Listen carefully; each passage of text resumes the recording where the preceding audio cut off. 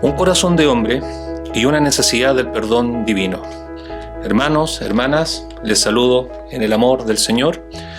Bienvenidos a este canal, Tu Palabra en Casa.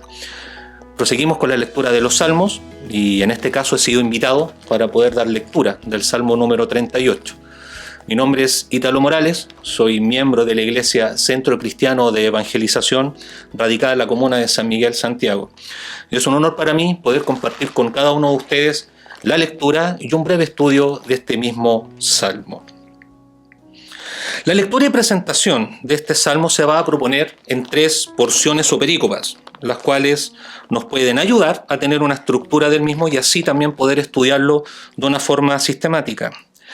En cuanto al contexto, no se tienen mayores antecedentes, salvo las que el propio texto arroja, las que el propio texto ilumina. ¿Y cuáles son estas?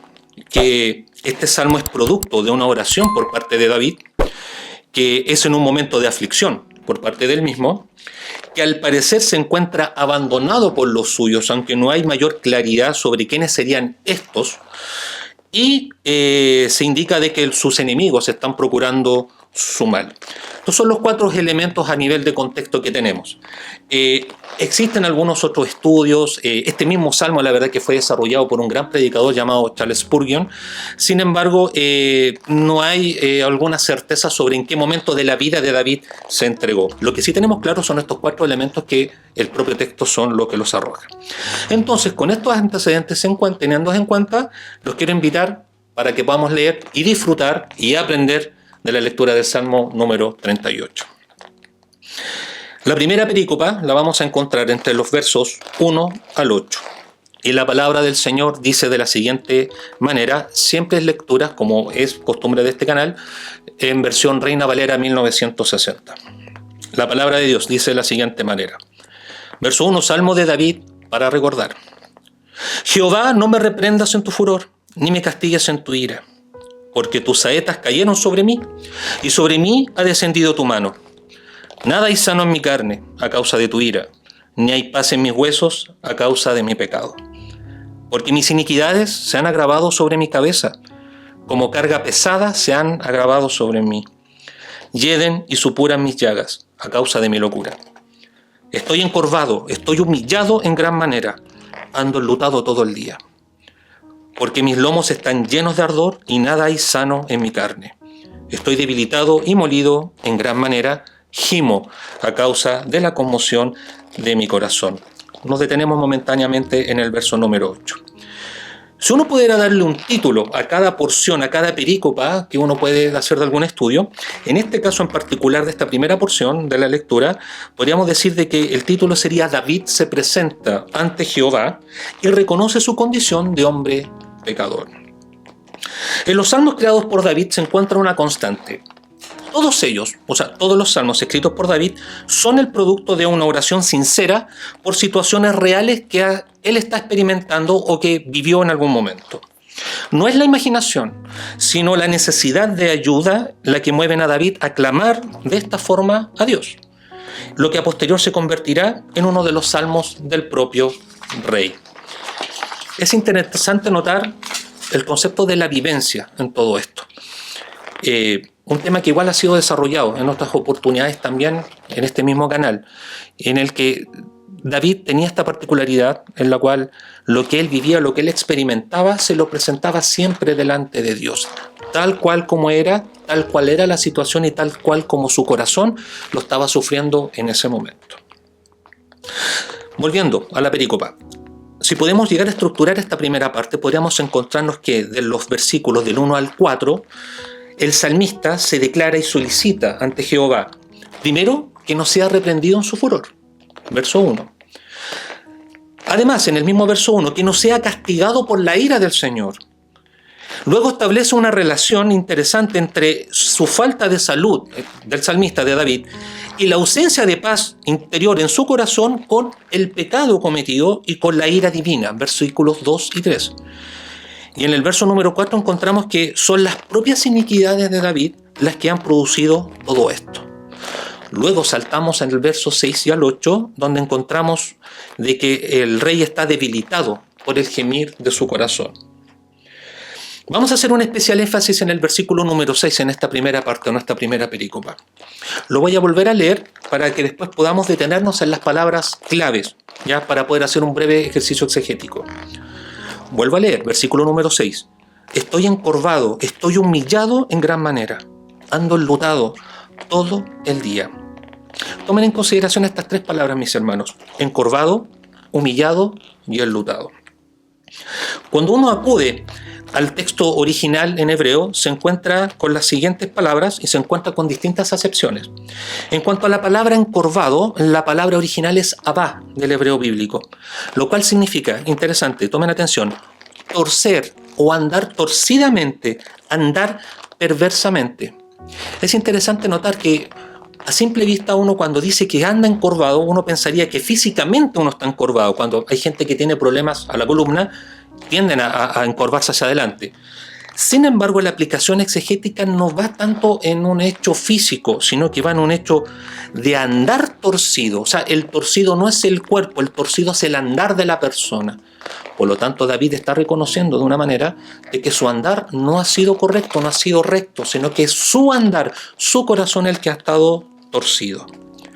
La segunda palabra clave, humillado, que viene del griego shahak, significa hundido y deprimido.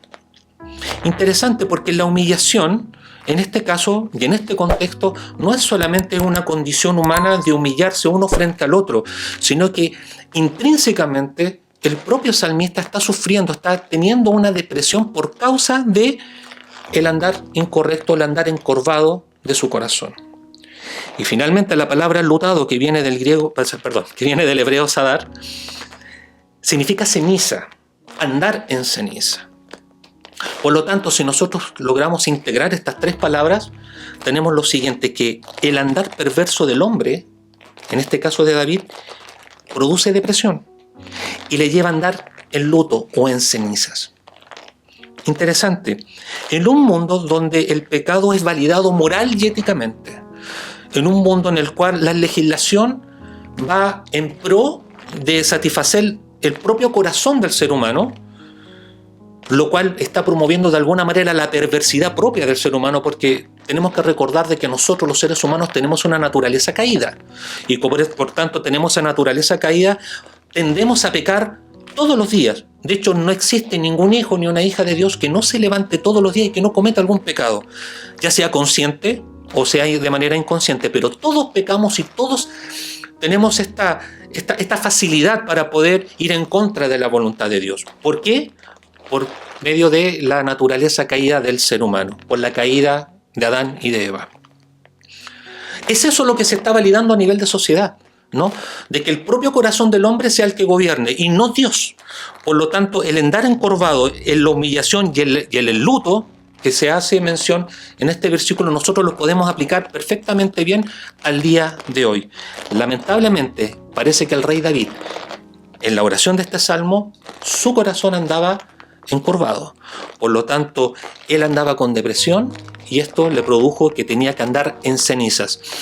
Que nosotros podemos ver que el andar en cenizas en la antigüedad era aquellas personas que estaban sufriendo mucho, ya sea por ellos o por familiares próximos, y ellos se sentaban en torno a las cenizas y se cubrían su pelo de cenizas, se cubrían la barba con las mismas cenizas y algunos hasta rasgaban sus vestiduras.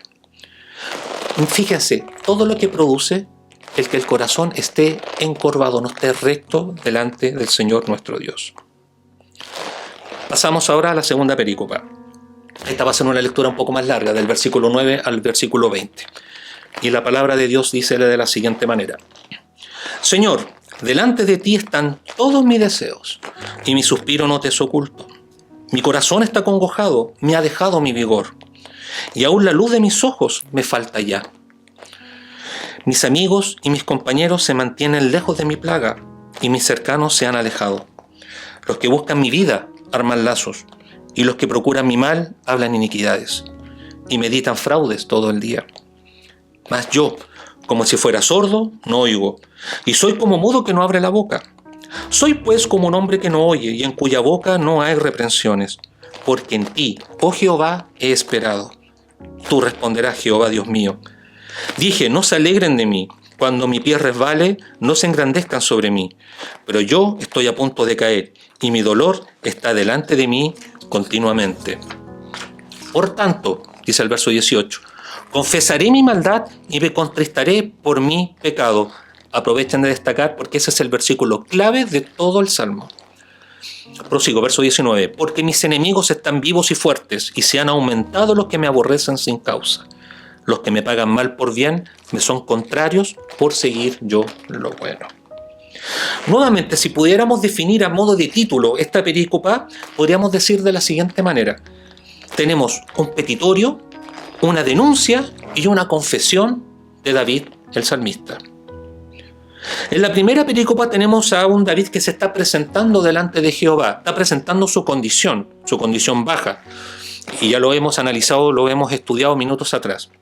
Pero ahora observamos al mismo David, al mismo salmista, realizando una serie de peticiones a Dios.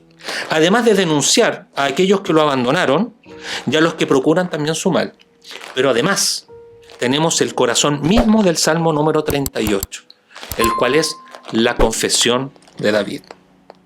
Hay una gran cantidad de enseñanza en esta porción, en esta perícopa, mis queridos hermanos y hermanas, pero el factor tiempo no nos acompaña mucho, por lo tanto, les voy a pedir que nos detengamos en este versículo, en el versículo número 18, para poder desarrollarlo de una mejor manera.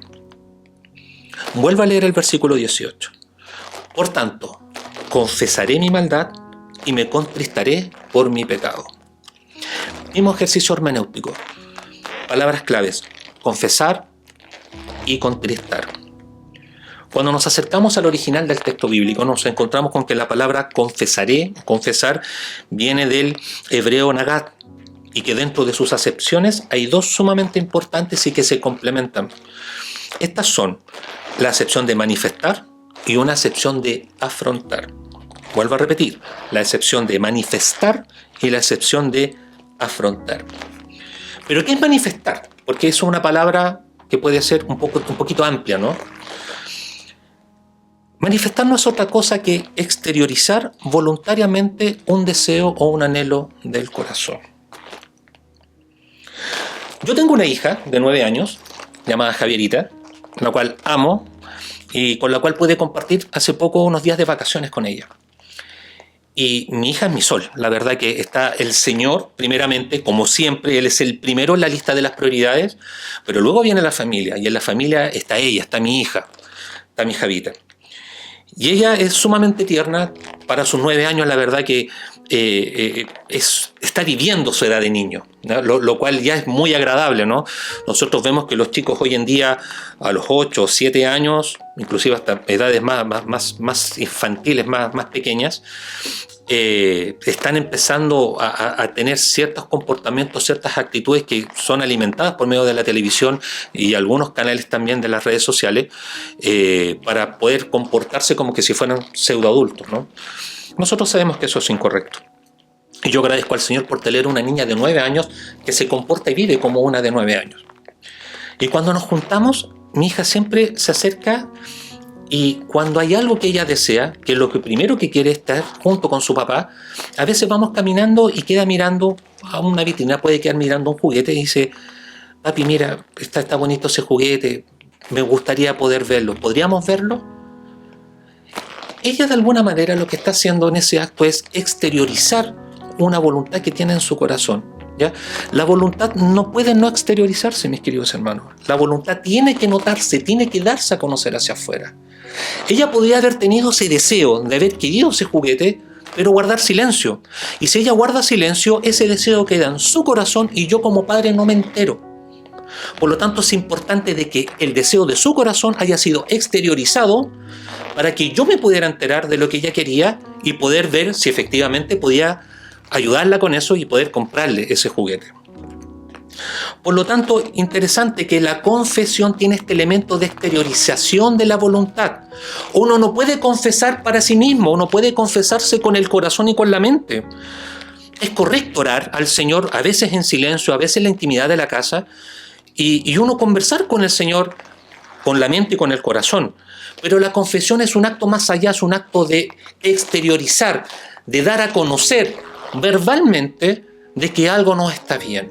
Por eso es lo importante de confesar nuestras ofensas a nuestros hermanos, de confesar cuando las cosas las hemos hecho mal, porque en el momento en que no se exterioriza esa voluntad, los demás, mis hermanos que han sido afectados por mi pecado o por mi falta, no se pueden enterar. ¿Y cómo ellos me van a perdonar? ¿O cómo yo puedo pedirles perdón a ellos si no se enteran? Entonces tenemos la primera acepción del confesar, lo cual es la manifestación, manifestar. Pero la segunda tiene que ver también con lo mismo y dice afrontar. Y afrontar se refiere a asumir las consecuencias de una acción humana. Cuando alguna persona comete un delito, puede que ese delito lo haya cometido sin tener la intención, lo cual se llama en derecho un cuasi delito. Yo podría estar manejando un vehículo, un auto. No tuve ninguna intención de atropellar a alguien, pero porque sucede a veces que uno se distrae, paso una luz roja y atropello a una persona.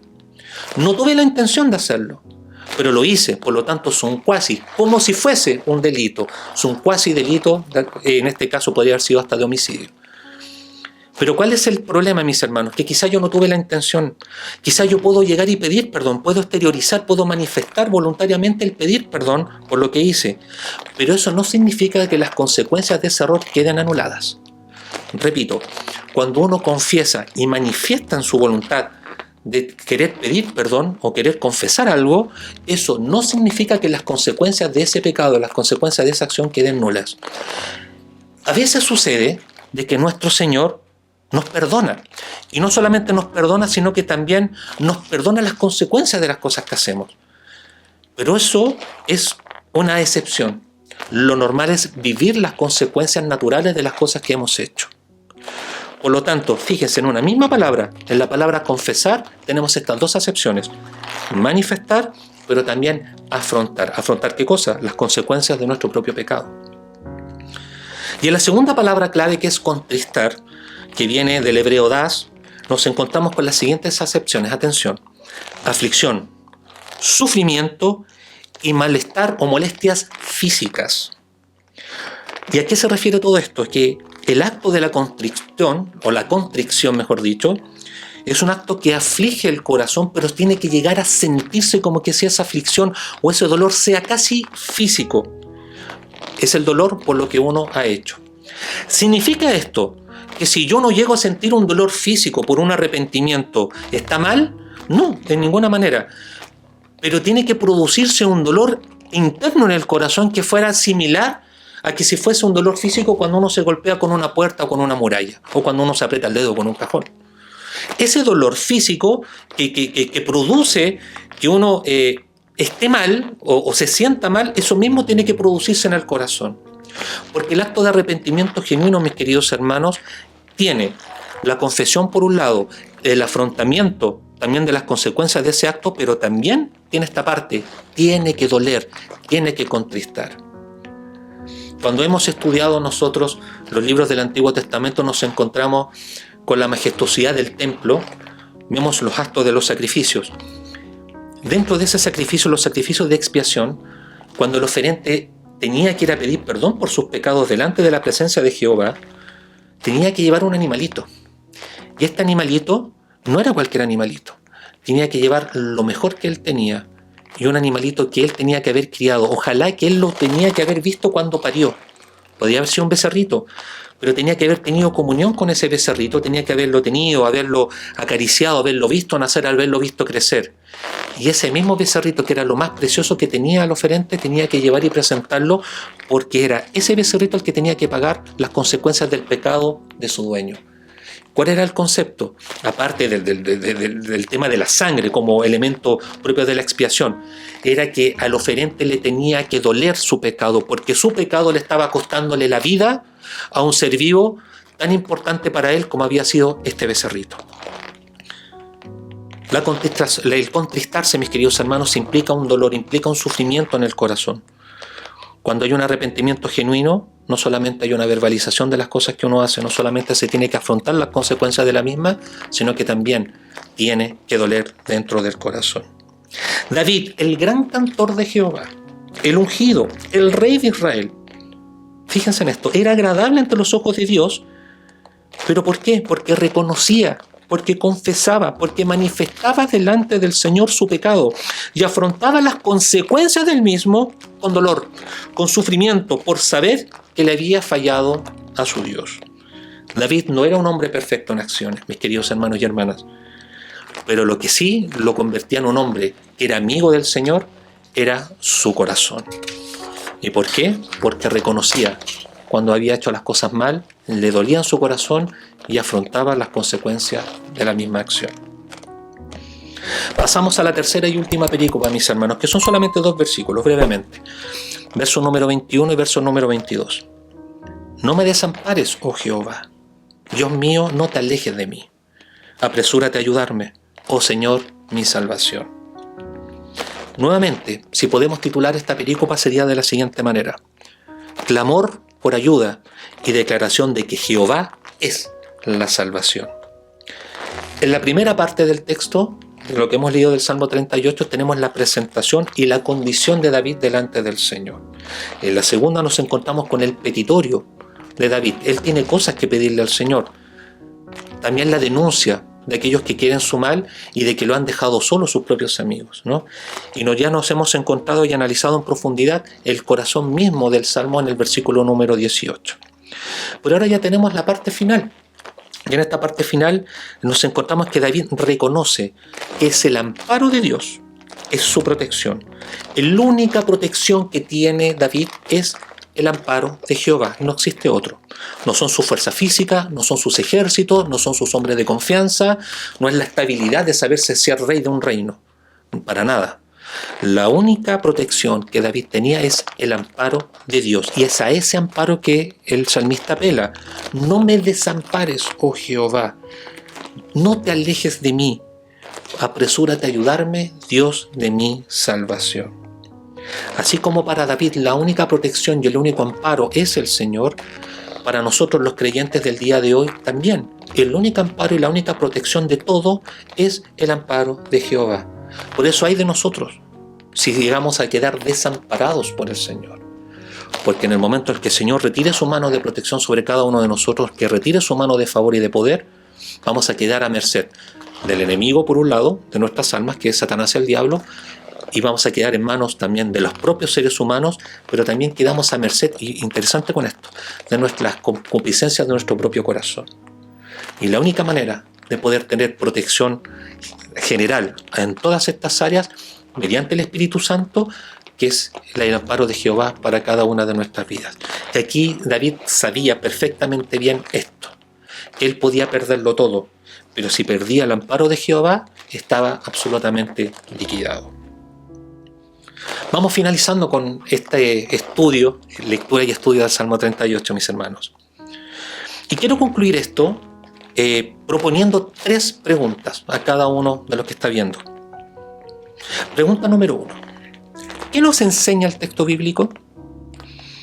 Si uno pudiera hacer un resumen de lo que hemos estudiado hasta el momento, podríamos encontrarnos con 3 verdades. Verdades bíblicas. La primera, que el andar perverso del hombre produce depresión, el andar encorvado, y le lleva a andar en un luto, en un permanente luto, en una permanente ceniza. La segunda lección era que el hombre o mujer agradable ante los ojos de Dios es aquel que reconoce, que confiesa, que manifiesta, que exterioriza delante del Señor cuál ha sido su pecado y afronta las consecuencias del mismo con dolor, con sufrimiento por saber que le ha fallado a su Señor. Y la tercera, que vimos recién con esta perícopa, la última que tuvimos en la lectura, es que la única protección del creyente es y ha sido siempre el Espíritu Santo, ha sido siempre el Señor nuestro Dios y nuestro Salvador. La segunda pregunta entonces, como consecuencia de la primera, ¿cuál debe ser nuestra actitud frente al texto bíblico? Porque aquí tenemos 2 opciones. Podemos ser oyentes de la palabra y quedarnos sentados y no hacer nada, o podemos ser oyentes de la palabra y hacedores de la misma. El crecimiento espiritual no está dado en cuánta lectura bíblica yo pueda tener. No estoy hablando de una herejía, por si acaso, porque es importante y es vital para la vida de todo creyente leer la palabra, pero una lectura de la palabra sin vivenciarla, sin hacerla patente en su propia vida y ponerla en práctica, es una lectura vacía. Y la palabra de Dios no es vacía, porque la palabra de Dios es poder, y poder desde lo alto, porque es el Espíritu Santo mismo el que ha hablado mediante los profetas de la antigüedad y mediante los escritores inspirados del Nuevo Testamento, para que quede el registro inefable, el registro correcto, el registro inspirado de la voluntad de Dios en su palabra. Por lo tanto, ¿qué vamos a hacer? ¿Nos vamos a convertir en meros oyentes o vamos a ser oyentes y hacedores de la palabra? Por lo tanto, la última pregunta es: ¿qué debemos hacer nosotros para poder obedecer al texto bíblico que hemos estudiado? Y esta es una pregunta que no tiene una sola respuesta, porque es una pregunta abierta, mis queridos hermanos, porque cada uno de los que están ustedes viendo este canal, y yo mismo también evidentemente, tenemos realidades distintas y cada uno sabe, como decimos en vulgar chileno, dónde nos aprieta el zapato. Por lo tanto, si hemos de aprender estas lecciones bíblicas mediante no solamente la lectura de este salmo, sino con todo el procedimiento que se ha visto en este canal, con la lectura del 1 al 37 y con las posteriores que vendrán, cabe preguntarse, mis hermanos, ¿qué está de mal en cada uno de nosotros en nuestra vida? Quizá hay cosas que a nosotros nos están haciendo mal y que nos hacen andar encorvados, pensando que no es un encorvado físico, sino que nuestro corazón no anda de una manera recta. Quizá eso puede ser la causa de nuestras depresiones. Y quizá por eso andamos en un permanente luto, no en una permanente ceniza. Bueno, si eso es así, en el área de la vida que sea de cada uno de nosotros de manera particular, hay respuesta, mis hermanos. La respuesta es confesar, contristarse, manifestar y afrontar las consecuencias de nuestro pecado.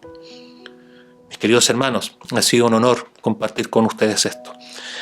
Antes de la oración final, quisiera invitarlos a cada uno de ustedes a seguir el canal Tu Palabra en Casa, una obra bonita que nació en el corazón del Señor y que sigue creciendo, porque quedan muchos salmos por adelante para seguir desarrollando y seguir aprendiendo todos juntos como la gran familia del Señor que somos. Oremos al Señor.